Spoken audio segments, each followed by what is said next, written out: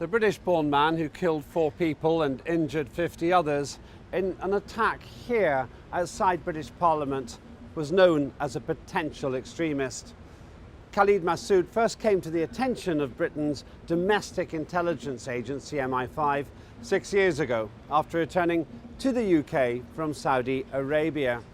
But since then he had fallen off the list of people to watch, even though the attacker had been previously investigated by those agencies.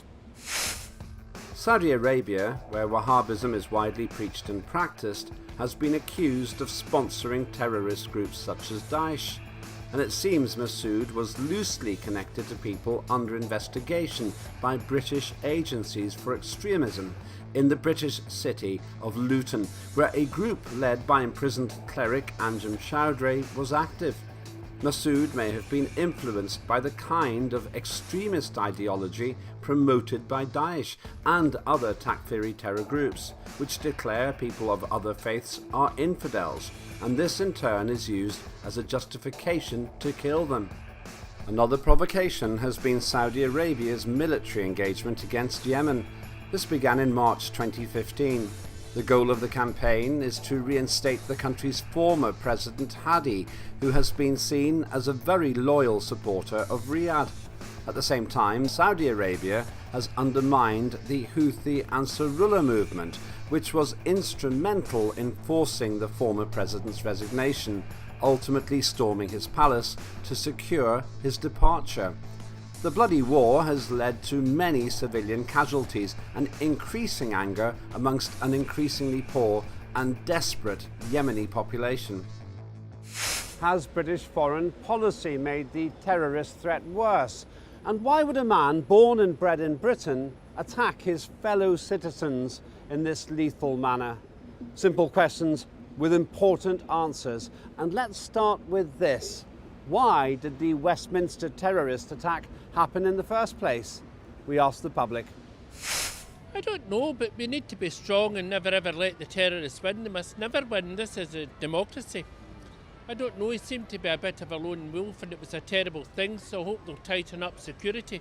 Well, I think it's mainly because of the religion. They have such a strong belief that things need to be the way that they want it to be, so they try and tear down the other religions and they want everybody to think like them. So. Gosh, I can't imagine what gets in the minds of a terrorist. I can't conceive of why someone would do that, so I don't have a good answer for you. Sorry. I think because London, it's a city that attracts a lot of tourists and it's a point of a lot of people. It's a way to call attention. So everybody wants to be able to have some kind of attention and basically call attention to themselves and say, well, look at what the British are doing to us in any aspect that might be.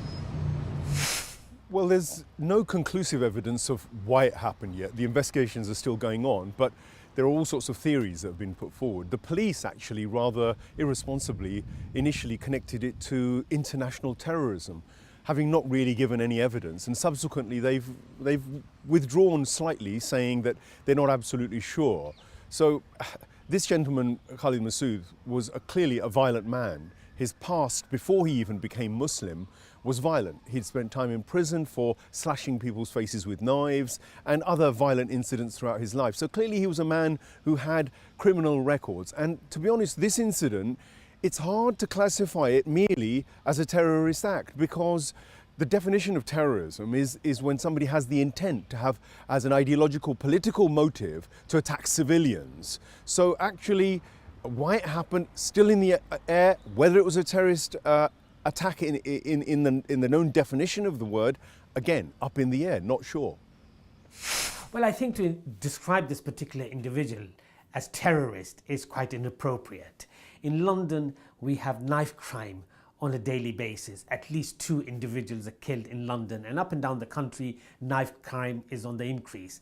So this particular individual committed a crime which perhaps an individual in his sane mind would not have done. He might have had some psychological problem. We don't know. It's early days as to the information that's coming to us, that he might have had mental issues. Someone who drives a car on a bridge at 70 miles an hour, 75 miles an hour, kills a few people on the bridge, comes out of the car wielding a knife, attacks the policeman and kills the policeman, is not really a sane individual.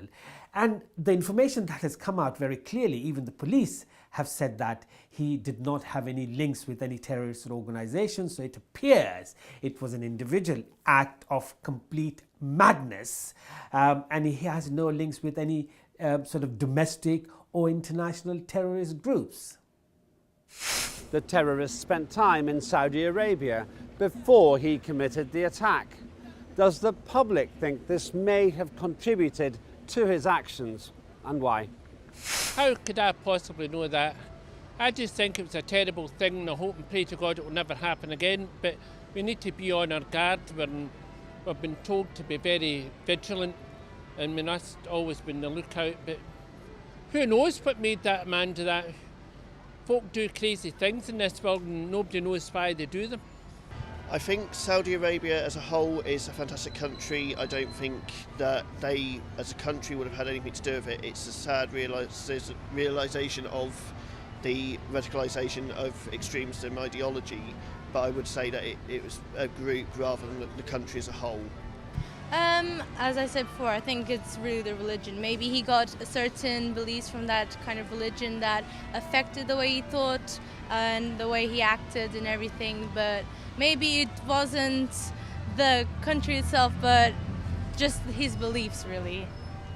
Boy, that's a tough call. I would be prejudging him to say that his time in Saudi Arabia is what radicalized him. I can't imagine what may have caused him to do that, but I'm not prepared to say it was because he spent time in Saudi Arabia or any other country. I think you can actually be a terrorist wherever you are in the world, but obviously because of what their religious beliefs are in that part of the world, then yes, that would make it even more so likely. Well, it's certainly a possibility. There has been a track record of people who've come from the Al-Madinah University within the network of the Wahhabist, if you like, ideological stance. But that narrative suits a lot of the establishment and a lot of the traditional people who want to ply and push forward this notion that all of the violence that occurs is based on terrorism which originates from an Islamic ideology. Here in this country, nobody recognizes what a Wahhabi is, what is a Shia, what is a Sunni. They just know now the term Islam and Muslims. So when somebody attacks, they don't care what ideology it's from, whether it's Wahhabist or not. The problem for us as Muslims in this country is that now, whether or not he's a Wahhabi trained killer or whether he's a Takfirist or he's a Salafi or whatever label you want to give, on the ground, people are scared of Muslims. So again, very difficult for me to, first of all, confirm or deny what he did in Saudi Arabia. He spent time there, that's for sure. But as yet, again, nobody knows exactly what he did. In prison, it seems that he converted to Islam. And again, we have track record and histories where people have been turned like this, and if they've got mental issues or criminal backgrounds or are unstable, they can become quite violent, but it's not conclusive. There's no actual evidence to suggest that Khalid Masood was radicalized to Wahhabism in Saudi Arabia. Well, look, the whole issue of Saudi Arabia and the way it is influencing individuals, there are two aspects to it, if you like. There are a lot of people, expatriates who work in Saudi Arabia from Muslim countries and other parts of the world. There is no doubt that since petrol came out of the soil in the Arabian Peninsula, which is called Saudi Arabia now, over perhaps 100 million, 150 million people have worked in that part of the world, and they've gone back to their respective countries, whether it's Malaysia, Morocco, Egypt, Libya, all kinds of individuals and Western individuals, people who grew up or were born in London, Paris, or New York or Frankfurt, any other European cities, have also worked in Saudi Arabia at one time or another, or have gone there to study.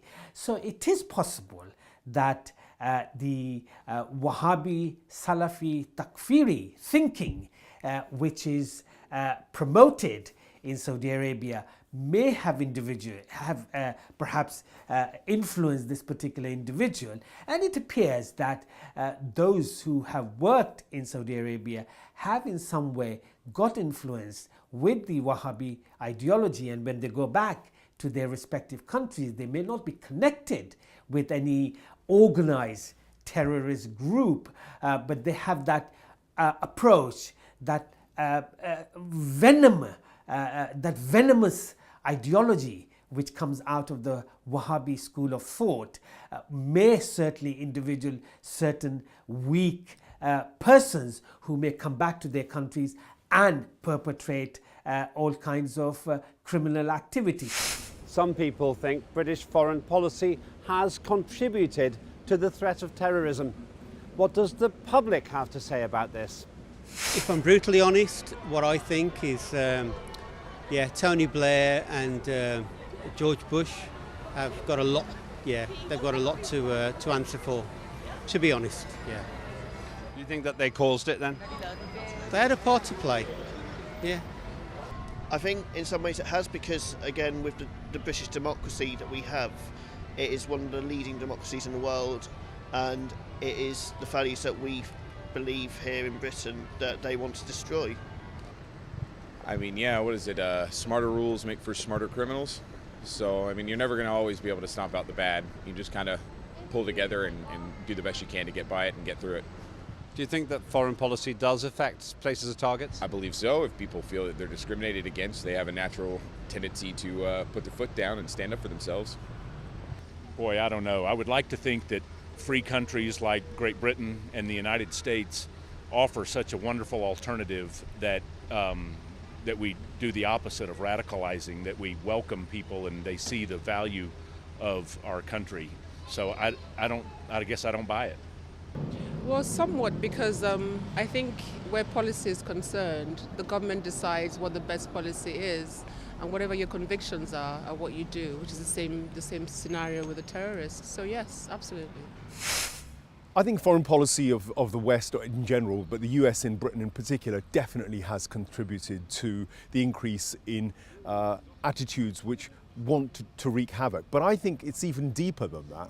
The truth is that the role of Britain and the US in terms of nurturing and relations with terrorist organizations like Al-Qaeda, ISIS, Jabhat al-Nusra in Syria, it's absolutely obvious that there are links that we've got, not only in terms of arms sales, not only in terms of links with the governments like the Saudi Arabians themselves. We're actually on the one hand saying we want to stop terrorism, and yet we are collaborating with an institution, especially the Gulf monarchies, which actually promotes these very notions of terrorism. But our foreign policy of supplying arms to those regions, interfering in Iraq, in Syria, in Afghanistan, clearly is going to create a groundswell of opinion which is going to cause a problem for those people. And those people may not be very sophisticated, they may not be very intelligent, they may be manipulated also by security services. We simply don't know the range of psyops which are available and which are being carried out by all sorts of security agencies. Well, look, insofar as British foreign policy is concerned, if we just look at where terrorism is coming out of, it is coming out of the, as I said, the Saudi Arabia, the Arabian Peninsula, where this particular kingdom is based. And it's the only nation on this planet which is known after the family. There is no other country that is known by the family, the ruling family. So that part of the world was created by our government, by the British government back in the 30s. If one goes back into history a little bit, that over 100 years ago, Saudi Arabia was created by carving out the Ottoman Empire, which came to demise after the First World War, and Britain, through its so-called Lawrence of Arabia, manipulated the Arabs of that peninsula to rebel against the Ottomans, and Britain promised the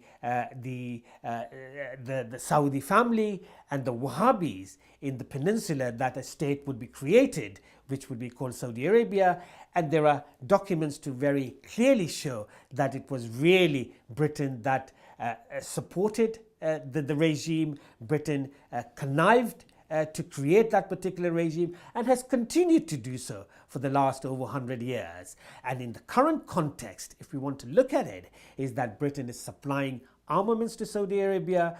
Saudi Arabia has more aeroplanes than even Britain does at this moment, fighter planes.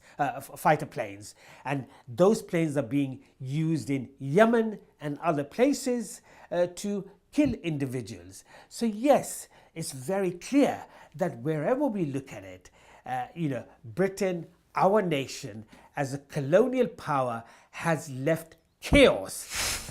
The Saudi war in Yemen has killed more than 11,400 Yemenis and taken a heavy toll on the country's facilities and infrastructure, destroying many hospitals, schools and factories.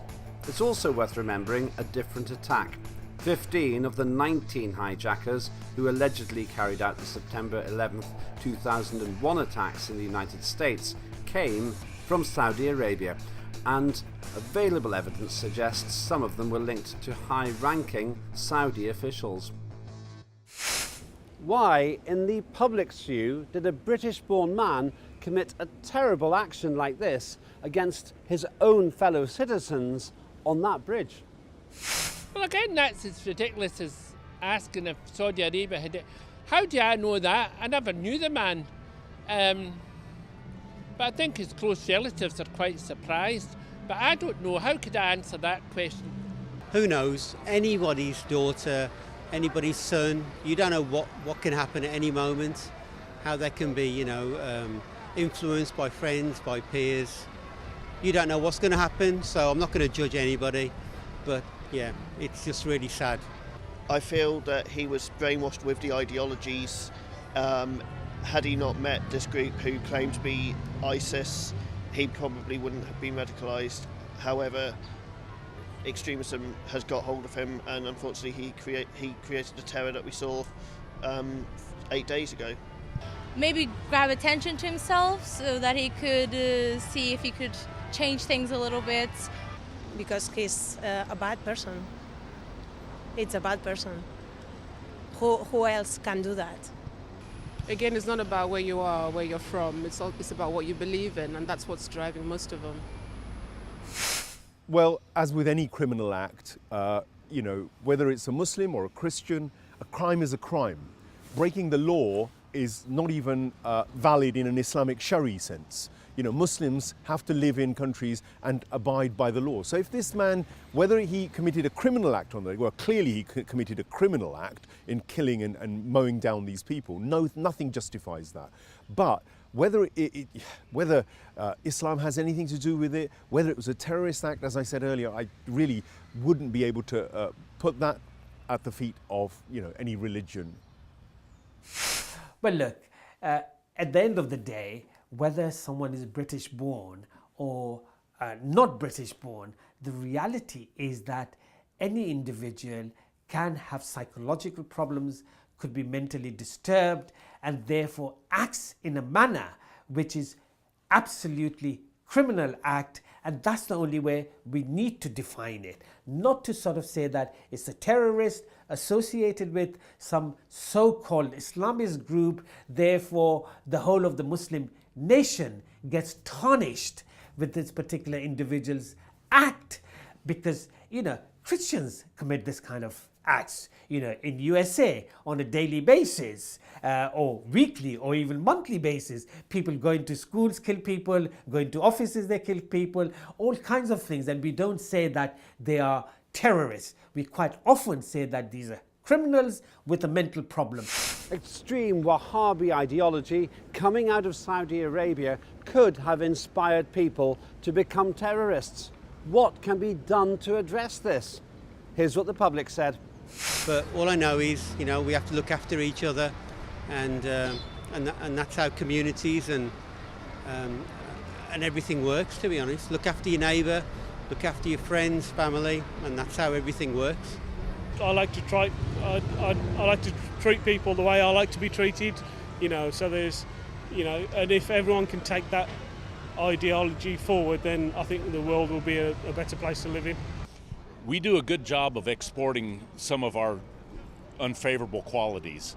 We could do a better job of exporting our values, the truths that we hold to be self-evident in the United States and in the UK: freedom of association, freedom of the press, freedom to express ourselves. If we did a better job of exporting our good ideas, I think we would help stem the tide of radicalization. Yeah, I feel so many countries now are under this kind of attack, so probably the best thing to do is improve our education with our children in the school, with the population, and probably control the network and the social network especially, because now we are under this kind of attack. So more control, but more education too. I doubt that very much. I do. Why is that? Because you can't stop people from doing what they want to do anyway. So how are you going to stop that? So you don't feel that we could deal with a terrorist threat which begins abroad and ends here? Not unless you actually know what's going on when it's happening, at the start of when it's going on, to be able to curb it. Well, the Wahhabi Takfiri ideology definitely exists. It's definitely funded mercenaries around the world, everywhere from Chechnya through to Bosnia, through to Afghanistan, Syria, Iraq. It's an actual industrial terrorist complex.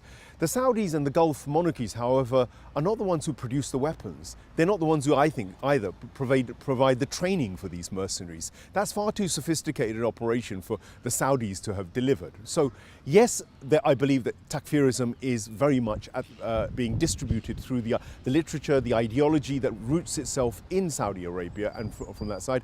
But no, I don't think they are on their own. I think that there's a lot more going on in the background, and I think certain Western governments are highly complicit within this process of manufacturing terrorists. So it begs the question, on the one hand we have a war against terror, on the other hand we're doing nothing about it in terms of sanctioning those governments and those ideologies which are actually at the front end of distributing it. Furthermore, we don't have any oversight of security agencies.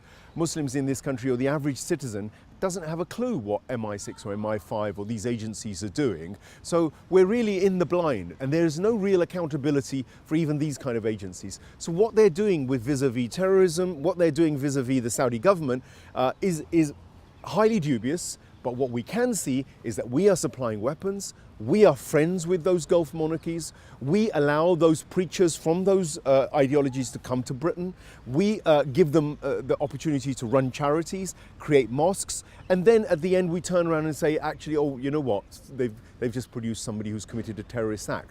The simple answer is that we need to change our foreign policy. We need to stop supplying armaments to Saudi Arabia. We need to be vigilant against what Saudi regime, whether it's the rulers themselves or wealthy individual business people in Saudi Arabia who are funding schools, educational institutes, all kinds of other training centers whereby individuals could be co-opted into accepting the Wahhabi ideology, which is really a Takfiri ideology, which is an ideology which really does not accept any other way of thinking other than their own. So they kill Muslims in Muslim lands, they kill Christians because they disagree with the Wahhabi ideology. They really are a menace to society, and they should absolutely, without doubt, be controlled. And the only way we can control it, as I say, is that our politicians, our ruling elite in the Western countries, in USA, should stop turning a blind eye to whatever Saudi Arabia does. Otherwise, it's really crocodile tears. We'll keep on saying that, oh, this happened, we must control terrorists. But the reality is that we are not addressing the root cause of terrorism, which is Saudi Arabia and the Wahhabi ideology that comes out of that particular kingdom. In Syria, Saudi Arabia, which is an ally of the United Kingdom, has been sponsoring Takfiri terrorists fighting against the government of President Bashar al-Assad. Since 2011, this violent conflict has cost the lives of 500,000 Syrians. In Syria, Saudi Arabia, which is an ally of the United Kingdom, has been sponsoring Takfiri terrorists fighting against the government of President Bashar al-Assad. So why is the West becoming a target for Takfiri terrorists? Could it be that the relationship between countries like the UK, America and Saudi Arabia has created a backlash? Whatever the personal motives of the attacker here on Westminster Bridge, violence breeds violence, and desperate people will do desperate things.